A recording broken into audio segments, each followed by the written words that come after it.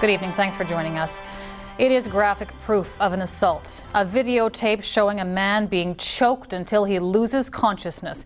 It was part of the evidence used at a recent trial. The man on trial, a veteran member of the Victoria Police Department. Bruce Kirkpatrick reports. The camera footage without audio, just released today from City Police Jail, shows two officers escorting Frank Blair into a fingerprinting area January 15th last year, after he had been arrested for a curfew violation in a situation where his curfew had expired. When Blair became hesitant about having his fingerprints recorded, Sergeant George Chong applies a vascular neck restraint.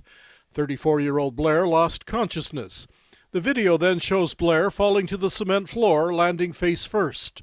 He suffered a cut that required 15 stitches to close. Blair spoke with Czech News reporter Kristen Robinson earlier this week. I've slipped up, I've had my own defaults, right?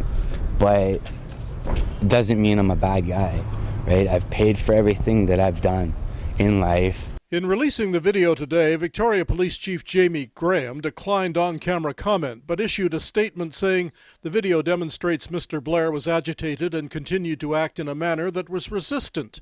What is not evident from the video are other subtle observations that Sergeant Chong made which caused him to believe that violence was imminent.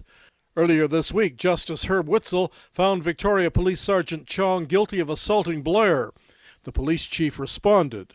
Two use of force experts, some of the best in the business, said that it was a textbook case of the lateral neck restraint. That's why it's there. It was used properly. It was not excessive.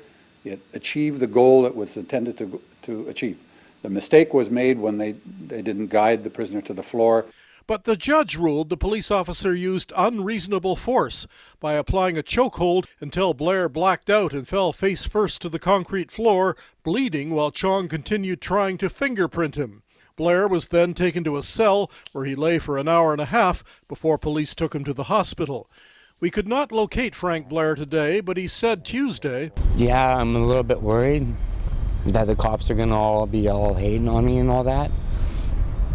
But at least they know that I'm not afraid to stand up for my own rights." The assault against Frank Blair in 2010 occurred soon after Sergeant Chong's probation period had expired for an off-duty assault in 2008. In the Blair incident, Sergeant Chong received a suspended sentence and 12 months probation. He remains an officer with Victoria City Police. After years of drug addiction, Frank Blair says he's now 18 months clean, and Blair has launched a civil suit against the Victoria Police.